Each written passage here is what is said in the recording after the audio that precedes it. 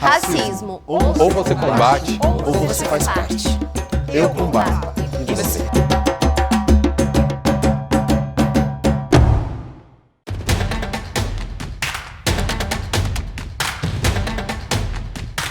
Racismo não dá intervalo.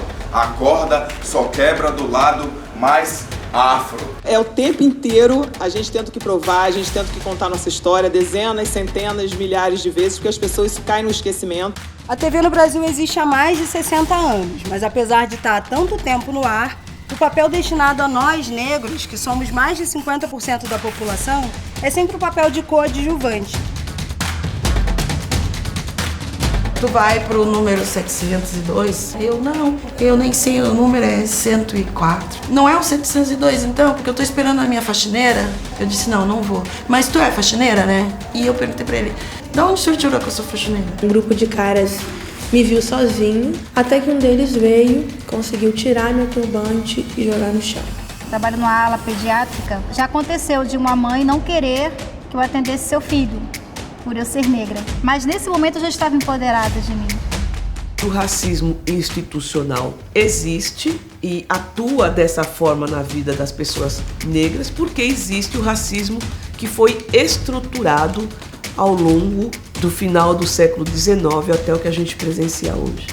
O poder econômico, o poder político está concentrado nas mãos de pessoas brancas. Eu tenho 16 milhões de negros e negras vivendo nas comunidades quilombolas. A gente precisa de terra. É no território que se desenvolve a cultura, os saberes, os fazeres. É no território que eu desenvolvo a minha religião. Quando falo em religião, as pessoas nos agridem. Eu quero falar das nossas tradições de matriz africana. O legado que os nossos ancestrais nos deixou. A gente pede a paz no mundo, a paz entre nós seres humanos. A palavra inicial, respeitar. Só isso. E a gente precisa respeitar muito essas águas sagradas de Iemanjá, de Oxum, e cuidar de cada segundo, em cada segundo de nossas vidas dela. Ô, Lodumare, é Lucy, Caúngitolu. And to be able to participate in the celebration of the 30th anniversary of the first Afro-Brazilian Women's Conference. Because the movement demonstrated that it was possible to achieve the impossible. Lembrando Angela Davis, quando as mulheres negras se movem, a sociedade inteira se move, porque somos nós que estamos na base da pirâmide. A gente está aqui para fazer a performance do enfrentamento, mas também para a gente fazer a performance do que vai fazer a gente viver. Acima de tudo, ter um respeito maior com a nossa ancestralidade, ter consciência da sua representatividade na história, ter a identificação com a sua identidade. A minha história me credencia uma força, cara, que eu não queria ter outra coisa, eu não queria ser nada diferente do que eu sou. A mulher retinta, se ver, se perceber em autocuidado, é uma experiência realmente transformadora. À medida que você tem uma conexão com o seu corpo, você vai perceber o que te faz feliz, o que você quer de fato. A gente tem que estar fortalecido e entender que esse movimento que está acontecendo, que eu falo que é estético, político, social, é uma revolução. E essa revolução ela vai ser pela gente, ela não vai ser por outras pessoas. Na questão da educação, as crianças negras estão em todas as turmas consideradas piores. Não tem condições dessa pessoa querer avançar, deixando ele sempre calado, amuado, invisível. E que a gente tem vergonha de pegar o livro de história da 5ª série e ver a nossa história que começa os escravos. Ninguém fala dos reis, das rainhas, da resistência. O acesso à educação sempre foi pautado pelos nossos como um lugar de virada. É muito bom você chegar na universidade e encontrar outros companheiros negros por conta da cota que nós conseguimos trazer. Cotas é reparação.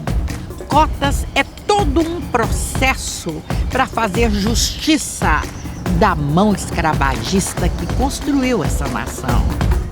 Os homens negros ainda vivem um processo de reivindicar a humanidade que o racismo negou, de romper com toda a cultura de criminalização desses corpos, de hipersexualização e, obviamente, uma luta pela nossa existência. Pensar em masculinidades e, no caso, racismo, né, que cruza essa experiência de ser um homem negro, uma perspectiva mais estrutural. Estão abertos nossos trabalhos.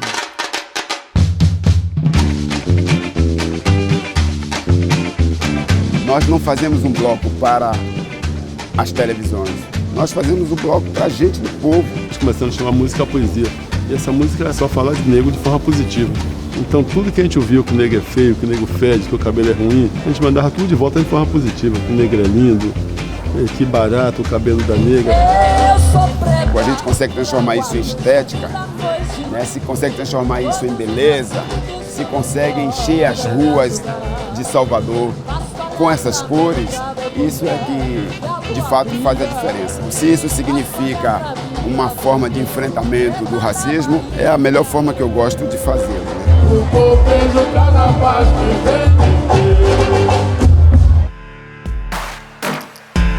No movimento multidentitário, mais conhecido como movimento LGBT, existe essa multiplicidade, essa pluralidade existente acerca das orientações sexuais, das identidades de gênero, das vivências de seres humanos. Pensar, né, que a gente cresceu dentro de estereótipos e pensar o nosso gênero, pensar a forma como a gente se coloca no mundo. Tem muita gente que fala, é muito difícil entender os termos, entender isso, entender aquilo.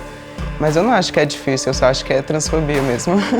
Pelo fato de sermos transexual, as pessoas veem como uma coisa anormal. Ah, se você fosse normal, eu faria isso pra você.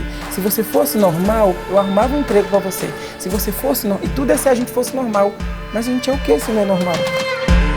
O acesso ao mercado de trabalho, que é uma barreira que não foi ainda superada.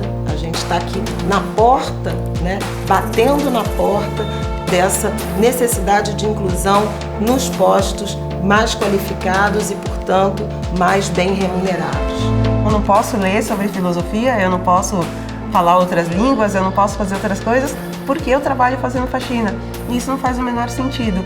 Então eu percebo a importância que tem de gerar a conversa com essa comunidade, para que a gente possa evoluir. Ser jovem negra e jovem negro no país é só sobre ser inventivo e inovador, pois só uma mente talentosa e criativa consegue criar formas e caminhos de seguir vivendo em esperança num país que ainda é tão cruel com a nossa existência. O Brasil precisa olhar para esse potencial empreendedor que a população negra representa para o país.